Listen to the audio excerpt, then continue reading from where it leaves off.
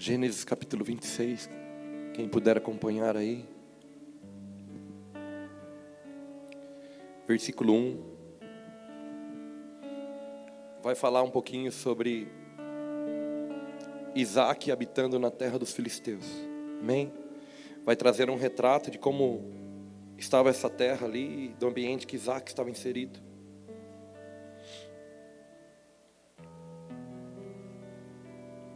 E diz o seguinte: sobreveio fome à terra, assim como tinha acontecido nos dias de Abraão.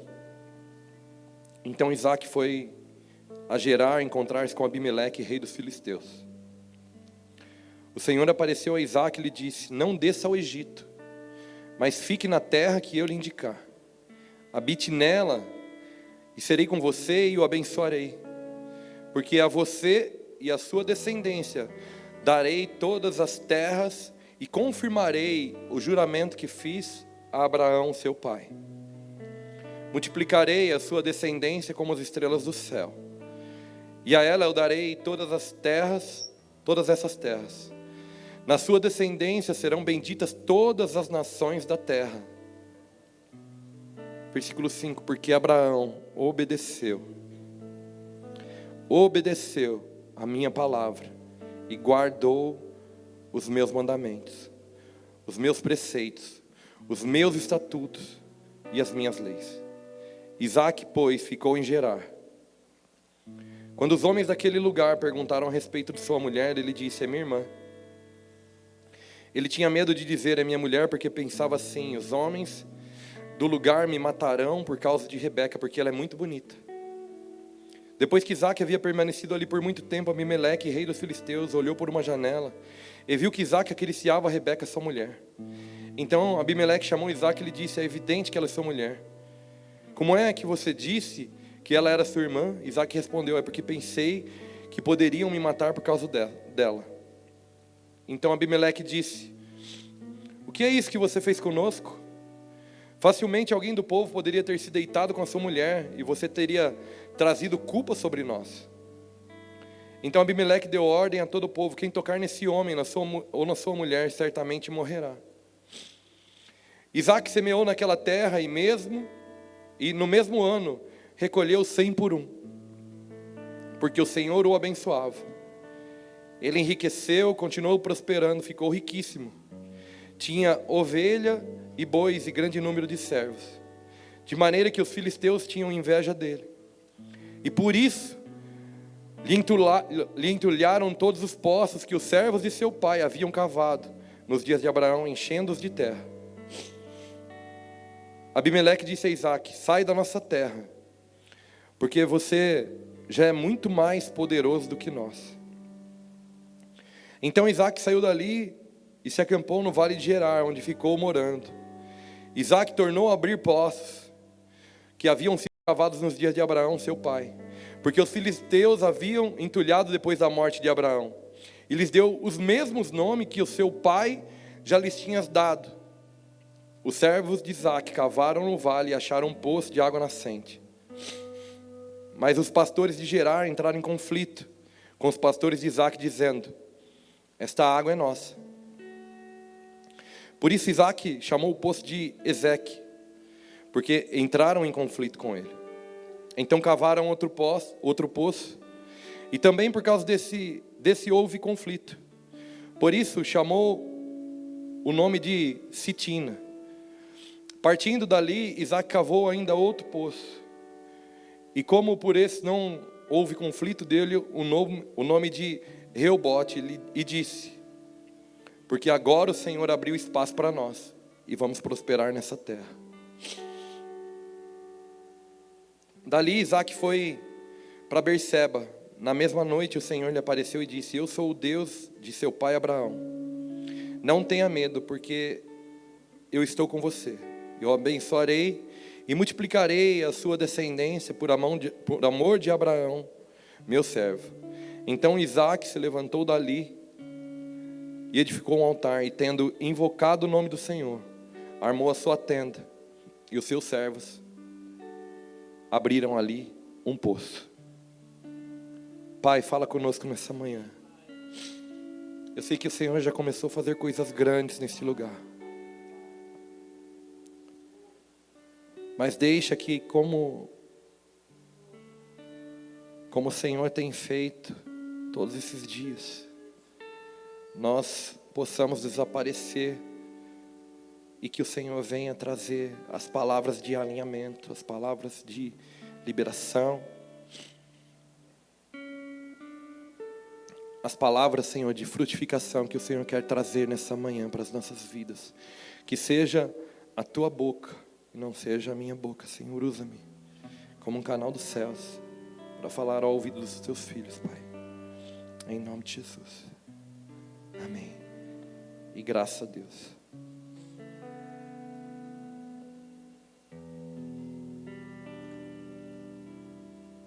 Amém. Isaac, ele é o filho da promessa de Abraão, né? E isso tem algo que nós temos entendido nesses dias. Eu recebi essa palavra através de vários homens de Deus, vários profetas. E eu até então não havia compartilhado ela, mas nessa manhã, ainda quando eu acordei, o Senhor me disse que essa palavra estava madura e era para esse tempo. Sabe, Isaac é o filho da promessa, o filho da velhice de Abraão. Aquele por quem Abraão tanto sonhou, né? Foi dado, foi pedido. Isaac foi uma oferta de sacrifício no altar do Senhor, uma oferta viva, o próprio Isaac. Mas é interessante que você vê nesse texto que Isaac tinha, né, a herança de Abraão, havia herdado toda a promessa. Você vê aqui Deus reafirmando várias vezes com Isaac aquilo que tinha falado com Abraão, e reafirmando que ele era um herdeiro daquilo, que ia cumprir através da vida dele tudo aquilo que tinha prometido para Abraão. Diga assim: através da vida de Isaac.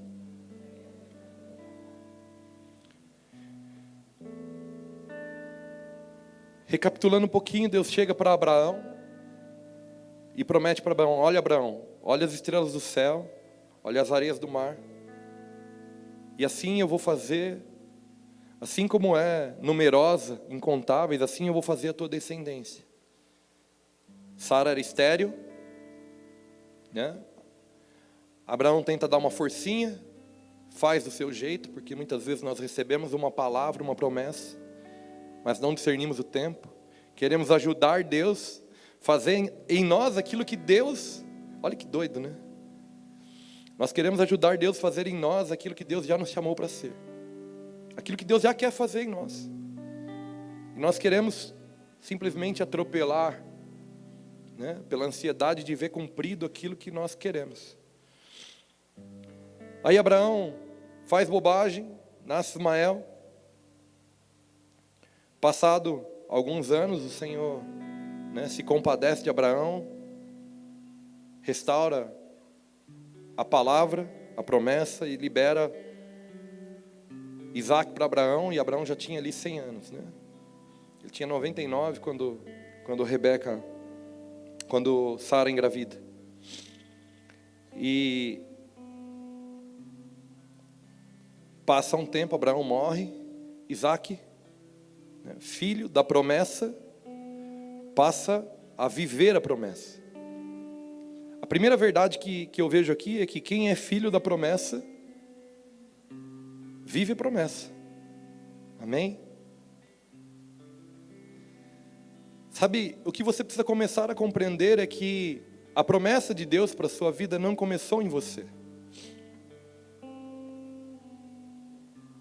Isso foi gerado antes da formação tua no ventre da tua mãe. Jeremias capítulo 1. Amém? Então, a promessa de Deus para a minha vida, ela antecede a minha vida. Isso me faz entender muitas coisas que nós vamos olhar aqui para frente. Então, se a promessa de Deus não começa em mim, ela antecede, eu sou um portador da promessa. Eu sou o meio pelo qual a promessa vai se cumprir Isaac compreendeu isso de uma maneira muito, muito particular, né? Você vai ver que 3 vezes na Bíblia aqui, pelo menos 3 vezes, porque com Abraão entra numa terra e na terra tem fome. E Abraão faz o quê? Vai para o Egito. Por quê? Pela necessidade. Abraão vai para o Egito não foi porque Deus mandou.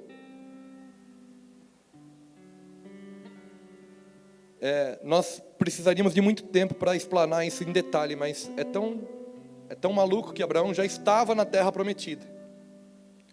Só que na terra prometida, naquele momento, havia fome. E Abraão não consulta o Senhor para ir para o Egito. Abraão sai da promessa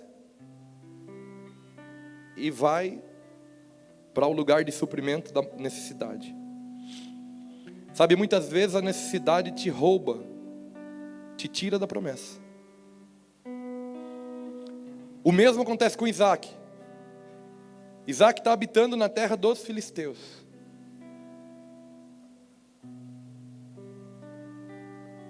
Que era, né?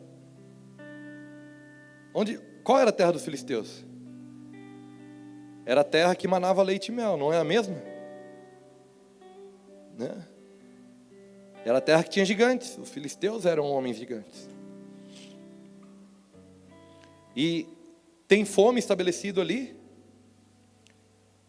E quando aquela fome está estabelecida, o Senhor chega para Isaac e diz: olha, não desce para o Egito, porque eu vou te prosperar no lugar que você está. Sabe, nesses dias nós estamos vivendo, principalmente aqui no Brasil, mas sobre a terra, né? Um dilema dentro de nós, de um desespero de querer ver a terra alinhada, de querer ver a terra frutificar. Queridos, a terra só frutifica respondendo ao meu decreto. Diga assim: a terra frutifica respondendo ao meu decreto. Você é um ativador do fruto na terra. Não importa qual é a terra. Se você for em Israel hoje, você vai ver no meio do deserto muitas plantações verdes, pastos verdejantes, né? É assim que a Bíblia fala em alguns momentos. No meio daquele monte de areia. Porque não tem a ver com a terra, tem a ver com o decreto. E Isaac, diferente do seu pai, ele ouve o Senhor, ele obedece.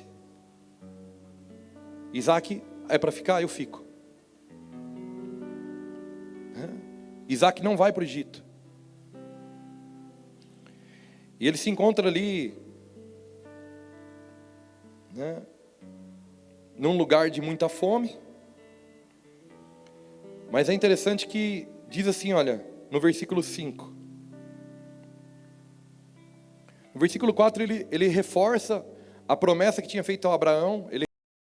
Mas no versículo 5 tem uma chave aqui. Ele diz o seguinte: porque Abraão obedeceu a minha palavra. Está falando para Isaac, porque o seu pai, ele obedeceu a minha palavra e ele guardou os meus mandamentos. Diga assim: obediência faz frutificar. Você crê nisso, querido? Sabe, eu não vim aqui para trazer culpa das coisas que você não obedeceu. Eu vim aqui para te dar uma chave nessa manhã, de algo que eu tenho vivido com a minha casa, com a minha família. E essa palavra, ela não é teórica na minha vida, ela é uma verdade. Eu tenho habitado em dias muito maus. Eu tenho dito que os 3 últimos anos têm sido anos muito difíceis, os mais difíceis da minha vida. Mas por um lugar de obediência, eu tenho vivido a promessa. Por quê? Porque a promessa não está ligada às minhas circunstâncias, àquilo que me rodeia. A promessa está ligada àquilo que o Senhor me disse. A promessa está em fazer aquilo que o Senhor me chamou para fazer. Então o que está em volta é secundário.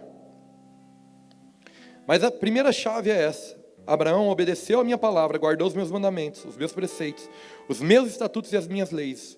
Abraão foi um zelador, né, dos princípios de Deus, dos mandamentos de Deus. Um homem que zelava pelos mandamentos de Deus. E Isaac, depois de ouvir isso, ele fica em Gerar. Aí ele tem uma situação idêntica ao do seu pai, né? Quando Abraão vai para o Egito, ele diz que Sara não era a mulher dele, mas era irmã dele. Isaac é colocado na mesma situação, responde da mesma forma, né? Mas Deus é tão misericordioso, tão bondoso, que um dia Abimeleque está olhando, né, que era o rei, e ele vê Isaac fazer um carinho de marido em Rebeca, né? E ele fala: opa, peraí, chama Isaac para conversar. Isaac fala: não, é minha irmã, é minha esposa, eu disse que era minha irmã, porque eu tinha medo de que me matassem para ficar com ela. E Abimeleque era o quê, queridos? Era um judeu? Era um hebreu? Era um filisteu. Mas ele temia o Deus de Israel. E porque o que eu queria dizer para você é que não se intimide com a circunstância, porque o teu inimigo conhece o teu Deus. E eu vou te dizer uma coisa, ele conhece o teu Deus até melhor que você, muitas vezes. Abimeleque tinha mais fé que Isaac naquele momento. É ou não é? Abimeleque, ele estava enxergando ali algo que Isaac não enxergou. Porque a atitude correta de Isaac, né, se ele dizer: não, é minha esposa, e o medo de morrer? Não importa, fica em segundo plano.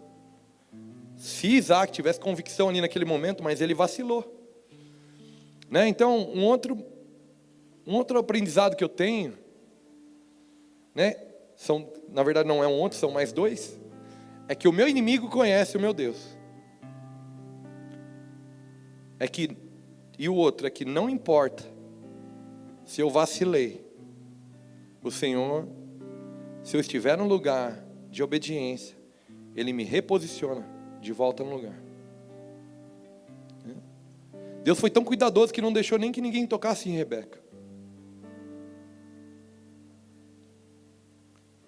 E depois desse alinhamento, o que acontece? Né? Você vai ver que Abimeleque chama Isaac e fala: olha, diante de todo o povo, ninguém toque nem nesse homem, nem nessa mulher. Né? E Abimeleque estabelece ali, coloca essa ordem, né? Ordena as coisas no povo. E versículo 12, você vai ver que Isaac começa o quê? A semear. Porque depois de um reposicionamento, eu preciso semear. Isaac começa a semear, porque aí ele começa a fazer aquilo que ele precisava fazer naquele lugar. E o que acontece? Naquele mesmo ano, Isaac colhe 100 por 1. Então Isaac colheu 100 por 1 e viveram felizes para sempre, né? É assim que acabou a história? Não. Isaac está vivendo a promessa do Senhor. Isaac frutifica na terra seca, onde havia fome, através da palavra, né, da promessa que Isaac carregava, ele faz frutificar. E é interessante que você vai ver que nos versículos para frente, ali no versículo 15, né, tem uma chave do porquê ele frutificou no meio da seca, no meio da fome. No versículo 15 você vai aprender um outro ponto, né? Isaac, ele desentulha os poços que o seu pai Abraão havia cavado. A terra estava seca, os poços haviam sido entulhados pelos filisteus ainda no tempo de Abraão. E Isaac faz o quê? Isaac não vai cavar um poço, né? Você já viu cavar? Quem que já viu cavar um poço? Antigamente eles pegavam uma vara, né? E eles iam procurando assim com a vara, e onde a vara ficava flexionada, eles falavam: não, aqui tem água, cava aqui. né? Mas eu nunca cavei um poço assim. Mas imagino eu que de 100 tentativas uma dá certo, né? Por quê? Porque no fundo, você não tinha ali como ter certeza que tinha água naquele local. Hoje com a tecnologia, com, né, sonares e com um monte de equipamento que tem hoje, até capaz, dependendo da profundidade que a água está, você vai até conseguir ter uma melhor assertividade nisso. Mas eles estavam numa terra que estava passando fome porque estava seca. E por que Isaac prosperou ali? Porque ele fez algo que simplesmente estava na cara de todo mundo que não entendeu e não fez. Ele desentulhou os poços do seu pai Abraão.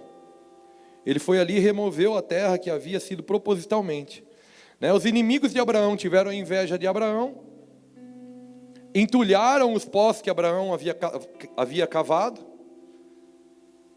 E o que aconteceu com os inimigos? Passaram fome. Por quê? Porque precisavam da água que Abraão tinha encontrado. Mas eles eram tão endurecidos de coração que eles preferiram entulhar o poço e passar a necessidade. Isaac vai, não quer fazer nada novo. Isaac não quer pôr a digital dele, dizer, esse aqui é o poço do Isaac. O poço do meu pai Abraão era legal, mas não, eu quero o poço do Isaac. Não, Abraão tinha uma mentalidade geracional. Ele foi um conector. A promessa, ela foi estabelecida em Abraão, ela foi vivida por Isaac e foi cumprida em Jacó.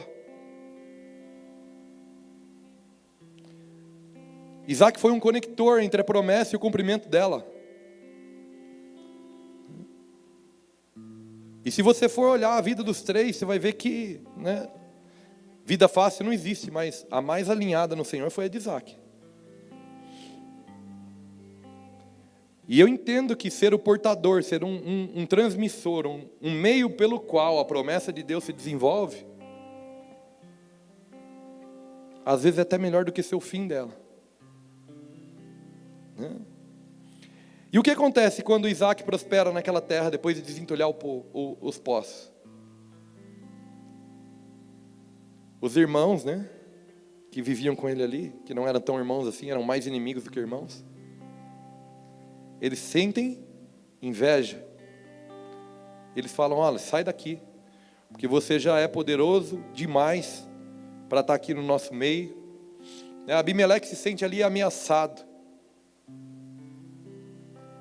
E Isaac faz o quê? Briga pelo lugar e coloca os exércitos. Não. Isaac fala, não tem problema, está aí o poço. Está aí as coisas, eu ando. E Isaac se desloca para um outro lugar de seca. E o que acontece nesse outro lugar de seca? Isaac desentulha poço. Você entende, querido? Às vezes a gente quer, não, porque agora Deus vai fazer, porque eu entendi, porque agora... Não, Deus quer continuar algo em você. E depois de você. E depois de você, você entende? Deus não é um Deus de nova geração, mas Deus é um Deus, né, de próxima geração. Assim prega o meu pastor, o apóstolo Luiz Hermínio.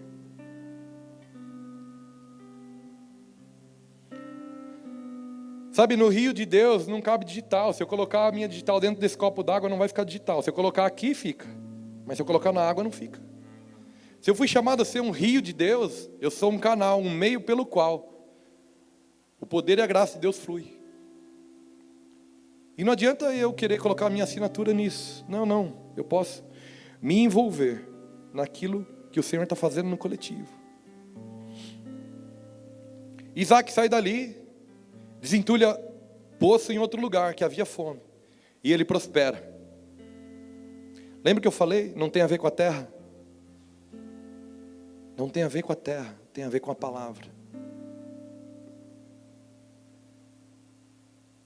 Os céus, ele não responde perguntas, ele responde respostas. O grande problema é que muitas vezes nós estamos perguntando coisas para Deus. Perguntas e mais perguntas e mais perguntas e mais perguntas. Colocamos Deus sentado no banco do réu, né? Só não temos coragem de assumir, né? É difícil dizer que colocou Deus no banco do réu, né? Por que, Deus? Porque comigo? Por que isso? Por que aquilo? Por quê? E Deus está olhando, filho. Me responde você. O céu sempre vai responder resposta. Se eu dou uma resposta adequada àquilo que o céu já me disse, então a terra frutifica. Sabe, não foi a pergunta de Isaac que fez a terra frutificar. Foi a resposta que ele deu mediante a palavra que ele recebeu. Amém, querido? Pegue isso na sua vida nessa manhã. Alinhe isso. E fala assim: eu vou dar a resposta correta, Senhor.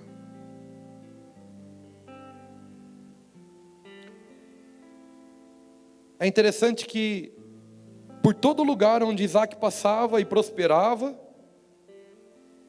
porque tinha uma palavra, as pessoas se incomodavam com ele, né? Não tem problema que tem fome. Se tiver todo mundo passando fome junto, né? Eu não vou nem entrar em política aqui, né? A ideia não é essa. Mas a verdade é que um povo, às vezes, eles preferem todo mundo passar fome junto, do que alguém prosperar e até ser canal de bênção para prosperar em volta. Não, não. Se a medida não é maior para mim, então não quero. Então vamos igualar por baixo, né? Vamos igualar por baixo. Então que todo mundo seja miserável. Não, não, Isaac, aqui ninguém prospera não, meu filho. Nós vamos tudo morrer de fome junto. Não é assim? E aí, se a gente não estiver bem focado na palavra que a gente recebeu do Senhor, na promessa que a gente recebeu dele, nós corremos um grande risco de desalinhar da promessa. E é interessante que você vai aqui no versículo 19, que daí aconteceu de novo. Isaac andou para outro lugar, né? Primeiro Isaac teve problema com os inimigos. Depois Isaac teve problema com, né, os vizinhos. Mas no versículo 19, Isaac se move e diz que os seus servos, porque daí Isaac estava caminhando, já tinha servo, né? Já tinha uma galera caminhando com ele. Os seus servos vão lá e cavaram e acharam um poço de água nascente. Aí já não tem a ver mais com a água que estava ali estocada, mas tem a ver com uma água nova. Então, os servos de Isaac, não Isaac, encontraram uma água nova. Aí, peraí, com a água nova, quem tem problema já não é mais o inimigo, já não é mais o vizinho. Com a água nova, quem teve problema? Versículo 20, mas os pastores de Gerar entraram em conflito com os pastores de Isaac.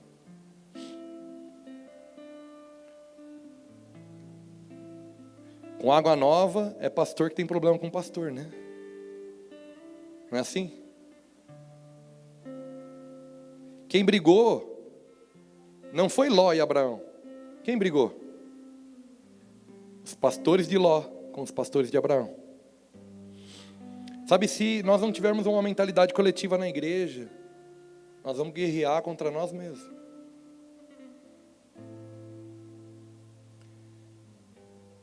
Nós somos bons, a nossa natureza é boa no espírito, né? Mas a nossa natureza em Adão, ela não presta muito, querido. Então o tempo todo a minha carne, ela tende a querer me inclinar para a carne, para as coisas da carne. E o que eu quero dizer com isso? É que nós muitas vezes nos posicionamos em Deus. Estamos desenvolvendo um processo de caminhada no Senhor. Mas temos dificuldade muitas vezes de deixar o Senhor completar o processo, fazer no tempo dele, do jeito dele. Aí às vezes a gente vê o irmãozinho que chegou agora, passou pela gente, né? E vai chegar muita gente assim, querido.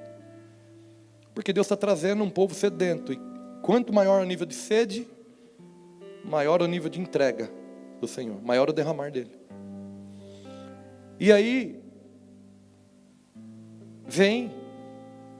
só vem em mim, né? Só vem em Portugal, não vem em você.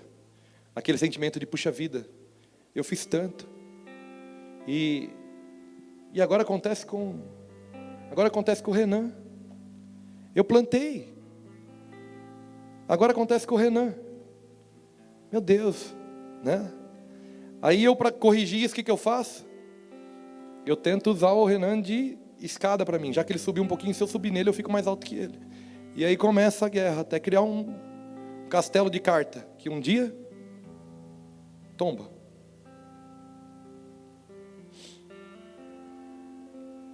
Queridos, eu posso dar um exemplo prático para você, né?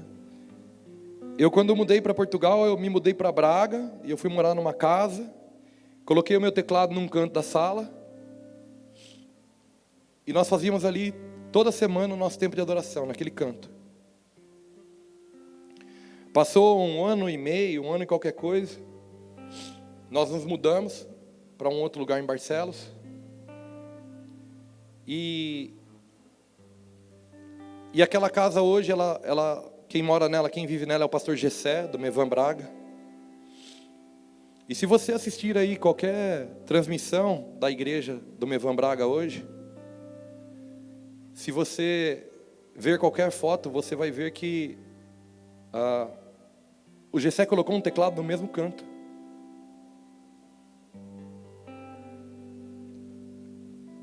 Ele não cavou um poço novo, ele continuou um poço que já estava cavado. E sabe o que aconteceu? Está frutificando muito. Glória a Deus por isso. Agora, o primeiro sentimento que vem é tipo assim, poxa vida, eu comecei aquilo. Mas eu não tenho uma palavra para começar uma congregação em Portugal. Eu tenho uma palavra para estabelecer uma casa de oração. E eu podia ter trocado a casa de oração pela congregação. Eu podia ter trocado a palavra pela necessidade. Você entende? Eu estou te dando aqui exemplos práticos. E sabe o que aconteceu, querido? O Gessé é um amigão, é um parceiro de caminhada, é um irmão que Deus me deu ali. E você não tem noção o quanto ele tem nos encorajado. E a gente não congrega junto. Eu sou Mevan, de coração, de entendimento. Eu sou abençoado hoje pelo meu pastor Luiz Hermínio para fluir na nossa identidade. Eu congrego hoje numa igreja no Porto. Por quê? Porque Deus me mandou ficar ali. Igreja Evangélica da Renovação. Sou cuidado pelo pastor José Carlos. Sou amigo do pastor Gessé. Coopero com ele em tudo que eu posso. Para além do poço que a gente deixou cavado. Cara, ele pode contar comigo porque precisar. Você entende? É uma mentalidade no coletivo.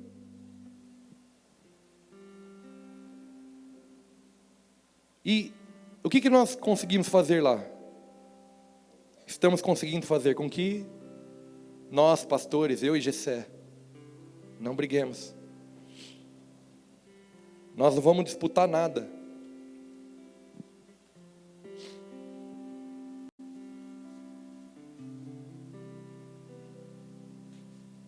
Pelo contrário, ele sabe o que ele foi fazer. Ele tem uma mentalidade clara naquilo que ele foi fazer.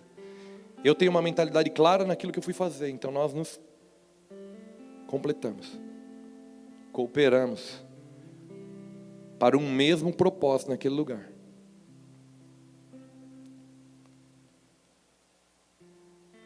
Agora, se você disser assim, e se você ouvir a sua carne? Querido, se eu ouvir a minha carne, né, eu posso pensar na facilidade que muitas vezes, por exemplo, eu colocar a identidade Mevan vai me trazer por causa da relevância que o Mevan tem hoje como ministério. Né, se eu colocar uma placa Mevan aí, eu posso, eu tenho autorização para isso. Está na internet aqui, se nós ligarmos para o pastor Luiz Hermínio, ele autoriza, não tem problema nenhum.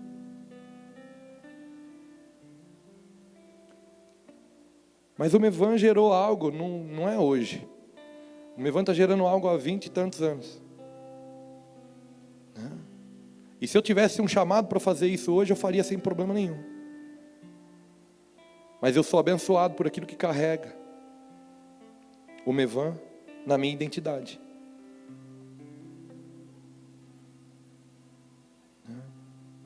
E hoje já nem sou eu que estou aqui fisicamente, né? Eu estou como um pai que gerou um filho.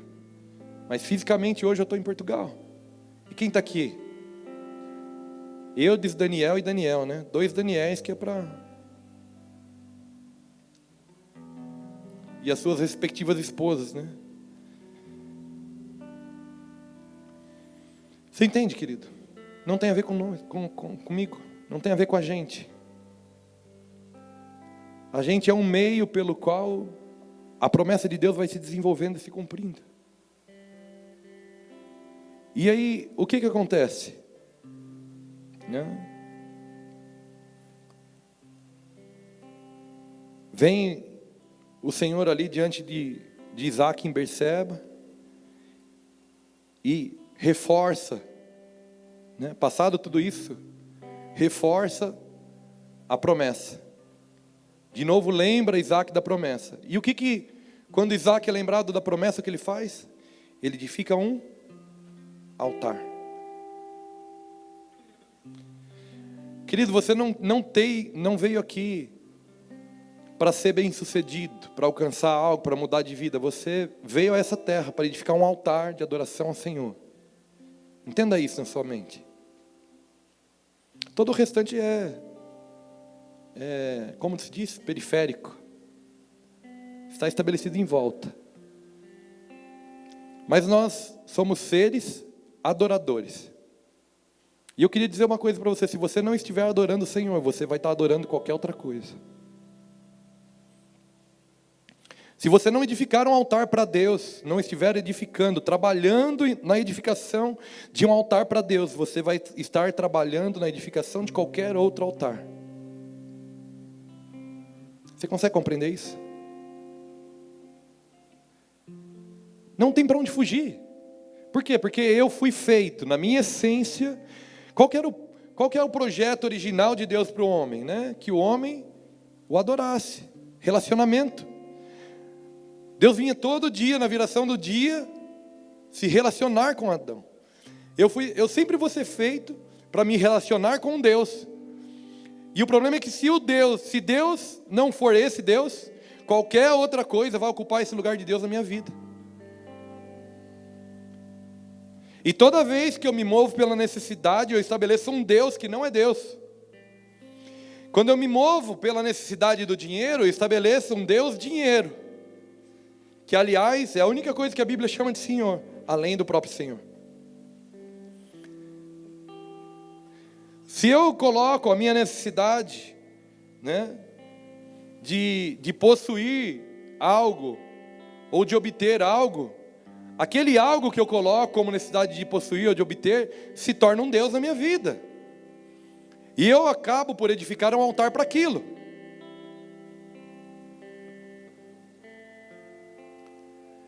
Queridos, eu estou aqui não é para te trazer uma nova revelação, não, porque nós estamos em dia de cumprir as revelações que nós já carregamos do próprio Deus. Mas eu estou aqui para te lembrar, que Deus tem uma promessa para a tua vida. Ele tem um propósito para a tua vida mais do que uma promessa. Porque o propósito te faz alcançar a promessa. Sabe, o propósito te leva a alcançar a promessa. Da mesma forma como a necessidade te rouba da promessa, o propósito te faz alcançar a promessa. Então trabalhe no propósito, querido, coopere no propósito, estabeleça um altar a Deus, edifica ali. E quando você conseguir, né, ter uma luz sobre algo, traga a memória. Sabe, eu anoto, eu gravo, hoje eu gravo as profecias que eu recebo. Alguém vem profetizar para mim e fala, só um minutinho, profetiza. Não, eu não tenho amnésia. Mas isso não vai ser roubado. Quando eu começar isso ser roubado da minha vida, eu escuto. E se está em inglês, eu recebi as profecias chaves que mais me movem, né, no propósito, vieram em inglês. E se está em inglês? Se está em inglês, uma vez eu paguei uma empresa para transcrever, traduz aqui para mim, eu quero ver, eu já entendo 80%, 90% do que eu ouço numa palavra em inglês. Mas sabe, a última que eu recebi, por exemplo, da Stacy Campbell no Porto, em abril, eu já tinha entendido o macro daquela palavra. Só que quando o Tiago, genro do pastor Djalma, me fez, né, um grandíssimo favor, que eu sou muito grato e devo a ele essa gratidão, e traduziu para mim, porque ele é um professor de inglês. Querido, tinha tanta palavra-chave ali naquele meio que eu não tinha ainda entendido.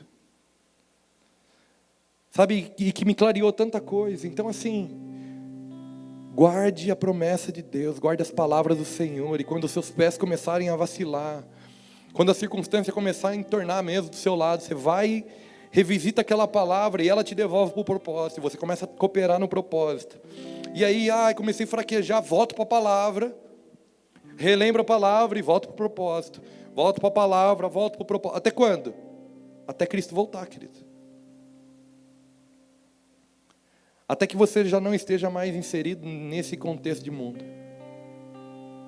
Até que você tenha corpo glorificado, esteja reinando com Yeshua. Eu não vou ler agora, porque nós vamos cear aí para encerrar, mas depois continue lendo na sua casa.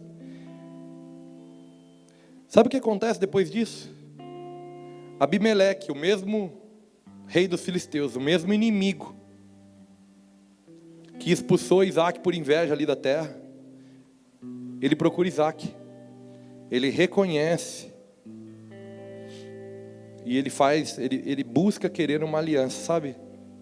Os teus inimigos vão ver Deus na tua vida de uma forma tão intensa, que eles vão te procurar para fazer uma aliança não com você, mas com o teu Deus.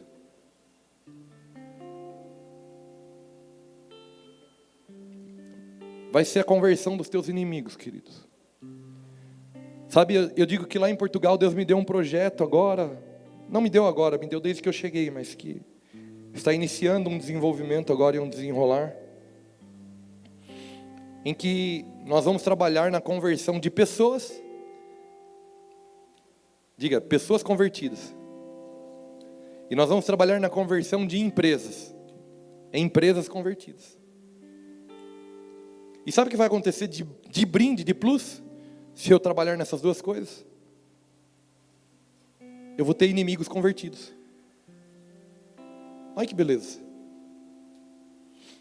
Sabe aquele que, o espinho na carne, aquele irmão abençoado que às vezes trata a gente? Vai se converter, querido. Vai se converter.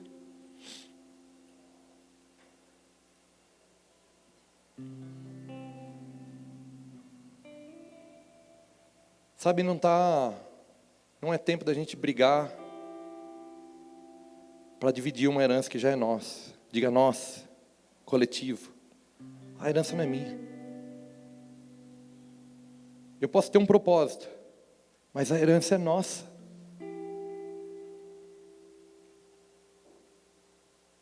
Pastores que estiverem me assistindo aí, a minha casa aqui, esse lugar está aqui para servir vocês. Lá em Portugal, nós vamos servir vocês. Nós não vamos brigar por causa de água, por causa de poço. Nós não vamos brigar por causa de fruto. Nós não vamos brigar por causa de gente. Não encontra lugar em mim. Pelo contrário, hoje à noite eu vou estar pregando lá em Itatiba, sabe no quê? Na minha segunda família de fé que eu tenho aqui perto, né? Toda vez que eu venho agora, eu vou lá.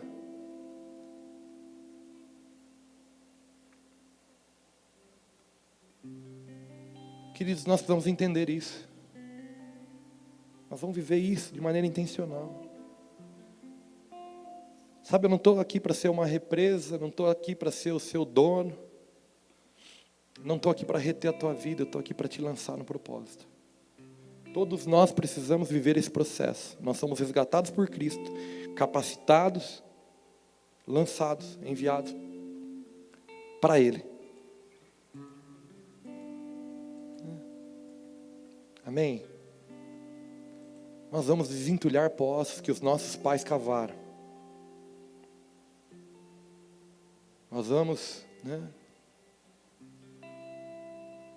mudar a realidade sem a nossa assinatura. Nós vamos ser uma passagem, um conector de promessa e cumprimento de promessa. Em nome de Jesus, querido. Que você possa olhar para o seu irmão e ser um ajudador, né? Olha para o teu irmão do lado aí, e se as coisas estiver top para ele, querido. Em nome de Jesus Cristo, a minha oração tem sido nesses dias que a gente aprenda a se alegrar com os que se alegram. Eu fico mais contente de verdade, diante do Senhor eu digo isso. Eu fico mais contente com as coisas acontecendo na vida dos outros do que na minha. E eu não sou bom não. Eu vou dizer para você que eu sem Deus não presto nada. Se você tiver dúvida disso, pergunta para minha esposa, que ela me conhece de verdade. Ela sabe quem eu sou em Deus, ela sabe quem eu sou sem Deus. Eu sem Deus não presto. Não presto.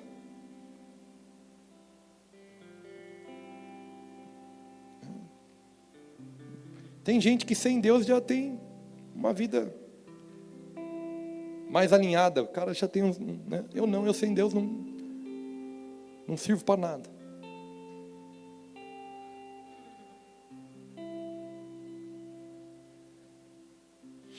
Eu não sei você, mas eu preciso do propósito nesses dias. Eu não consigo viver mais para outra coisa. Sabe, eu posso confidenciar para vocês, eu não sirvo para mais nada. Eu estou em cada conflito dentro de mim mesmo. Eu não sinto para mais nada que não seja fazer o propósito e a vontade de Deus na minha vida. Se Deus me permitir viver as coisas que eu projetei dentro disso, ótimo. Mas eu não consigo mais viver para projeto nenhum que não seja o propósito de Deus para a minha vida. Isso não torna a minha caminhada mais fácil. Mas sem dúvida nenhuma, eu sei que eu estou caminhando no lugar que Deus me chamou para caminhar. Então, querido, não é a política, não é a situação, não é a terra. Em nome de Jesus, entenda isso. Eu não estou aqui defendendo A, B, C ou D. A igreja ela é profética, ela não é militante. Eu disse isso a semana passada. Isso não me isenta de ter o meu posicionamento, né, como cidadão. Mas sabe, nós precisamos saber onde está a nossa promessa. O Brasil, ele é um exportador, ele é um celeiro de missões. É um exportador de braseiros. Brasileiros significa braseiros. Sabe, se você entender isso, você vai entender que se o processo de preparação desses braseiros, de acender esses braseiros, for a fornalha, querido, pode ser. Não pode ser? Eu só vi a brasa acender até hoje no fogo. Eu nunca vi brasa acender fora do fogo. E o Brasil vai espalhar, vai exportar braseiros. Então uma coisa que eu quero dizer para você é o seguinte, fica tranquilo. A palavra do Senhor para o Brasil vai se cumprir. E nós somos braseiros. Eu não sei você, mas eu tenho sido queimado no fogo. Para que serve isso? Só para judiar, só para matar, só para angustiar? Não. Para remover a impureza. Para me tornar puro. Como é a igreja que Deus vem buscar? Branca, sem mácula, sem ruga, nem coisa semelhante. Uma igreja, uma noiva perfeita. Não é para a gente estranhar o processo de forno. Amém, querido? Eu quero declarar sobre a tua vida que toda a promessa, todo o propósito do Senhor vai se cumprir sobre a tua vida. Nós, enquanto cantávamos a canção aqui do Deus de promessa, me passou um filme na cabeça que você não tem noção. Eu me vi menino. E veio desenvolvendo assim, sabe? E eu tenho certeza que daqui a 40 anos, eu estou com 43, né? Daqui a 40 anos, se Cristo não tiver voltado ainda e eu tiver... né? Eu estou com 43, com um jeitinho de 63, já que eu rodei muita estrada sem óleo, né? Mas se eu tiver aqui ainda, eu vou estar olhando para trás e eu vou estar lembrando dessas mesmas promessas. Eu vou estar olhando para minha velhinha que parece que tem 23. Eu vou estar dizendo, lembra, amor? Você lembra dos lugares que nós fomos gerados? Você lembra aquele dia? Se eu for falar só da COD, eu vou falar, você lembra daquele dia no hotel que só tinha um hóspede no culto? Você acha mesmo que a gente liga para número de pessoas? A gente liga para pessoas. A gente se importa com vidas.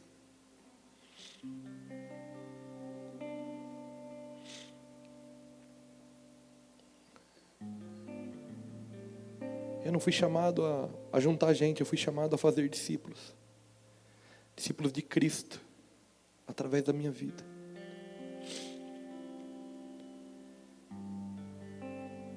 Em nome de Jesus, querido, entenda isso. Cristo não precisa de nós, mas Ele conta conosco. Seja reativado na sua identidade nessa manhã.